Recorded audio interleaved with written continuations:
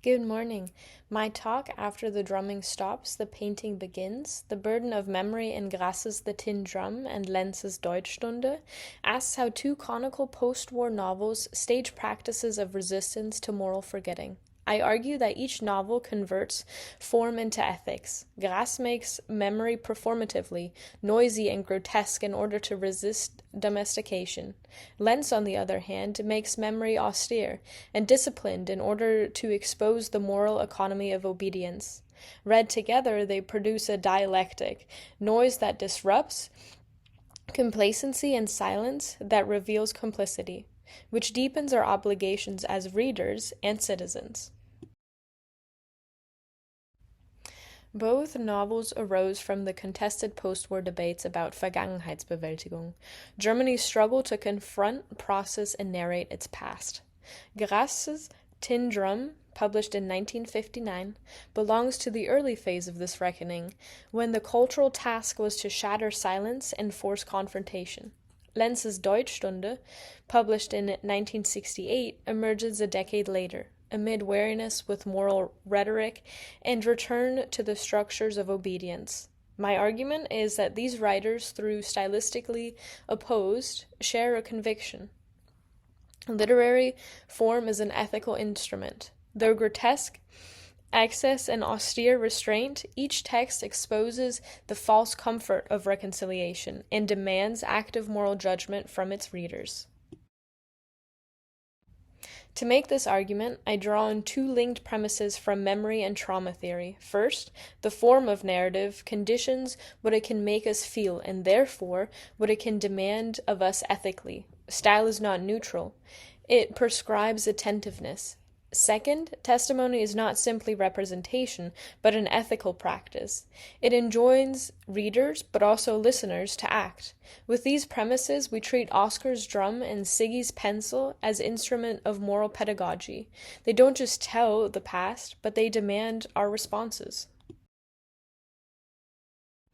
Günter Grasse's novel The Tin Drum gives us Oskar Matzerath, the self-proclaimed witness who refuses to grow. His tin drum and piercing scream repeatedly interrupt the adult world, transforming trauma into grotesque performance. The novel's carnival aesthetics, its absurd humor, its bodily exaggeration, its deliberate temporal confusions, all create a theater of moral disruption. Oskar's drumming is not nostalgia or artifice, it's protest. It refuses narrative closure and resistance. The reader, therefore, desires coherence. By aestheticizing the grotesque, Grasse converts memory into a sustained act of insubordination.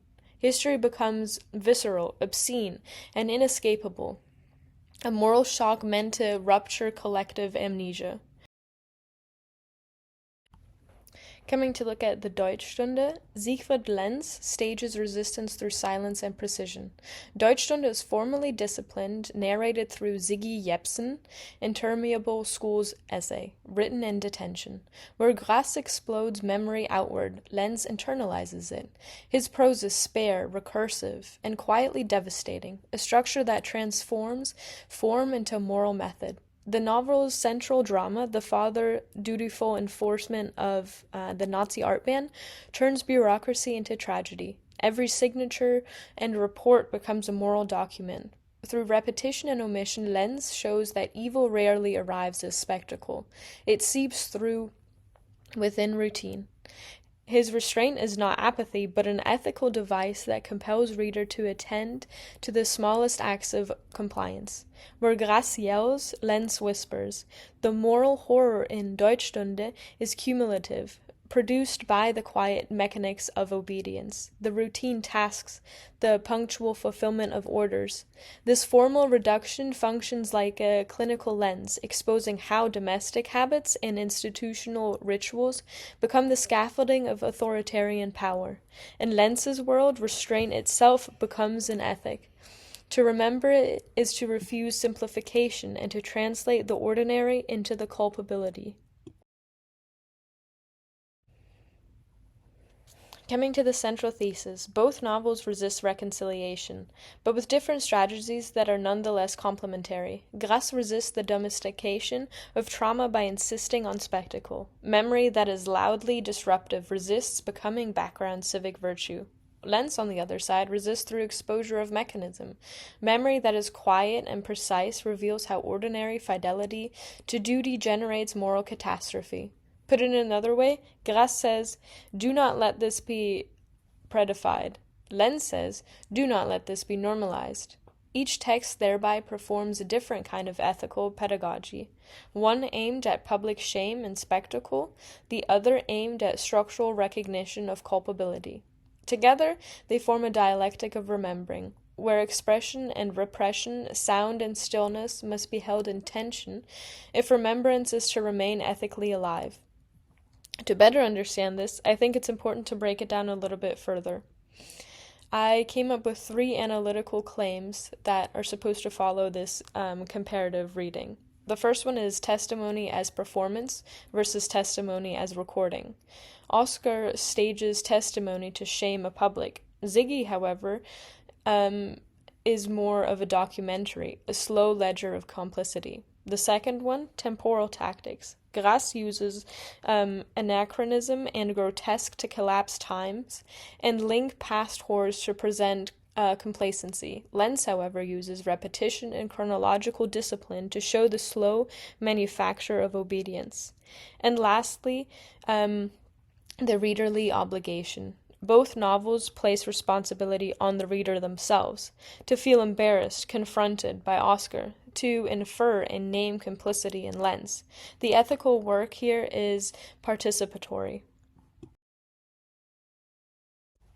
Looking a little bit more into detail of the first claim, both writers reject the post-war narrative that Germany has quote-unquote moved on. In The Tin Drum, Grasse weaponizes grotesque excess, the incessant drumming, the absurd imagery, to ensure that history remains unhealed, almost unassimilable.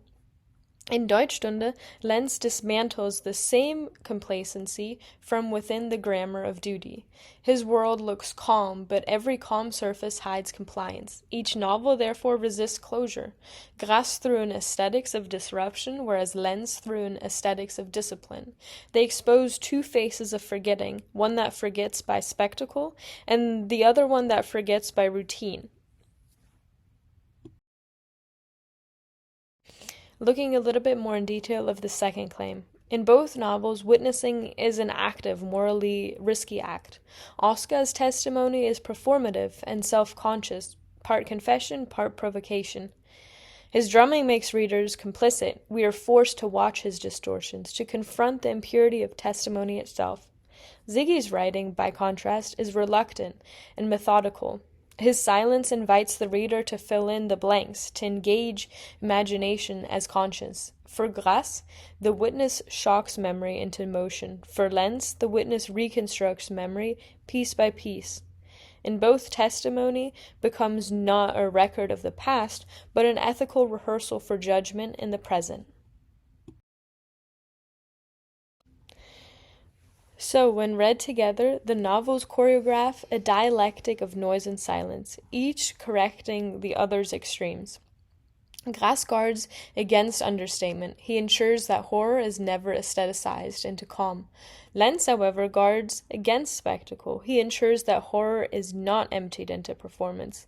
This choreography of remembering demands an alert reader, one who can hear both the drumbeat that refuses erasure and the quiet that exposes guilt. Through this interplay, Grasse and Lenz model what Alida Assmann later calls a communicative memory, a practice that is dynamic, self-critical, and even ethically charged. And finally, in closing, The Tin Drum and Deutschstunde are not simply historical novels. They are laboratories for ethical memory. Grasse's loud and grotesque, Lenz's austere realism enact opposing but necessary strategies. One unsettles through effect, and the other one educates through form.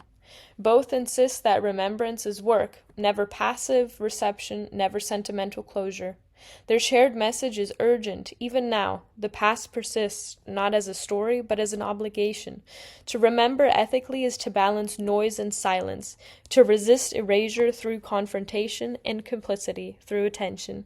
Thank you very much, and if you have any questions, please feel free to reach out via email, which I will put on the next slide. Thank you so much.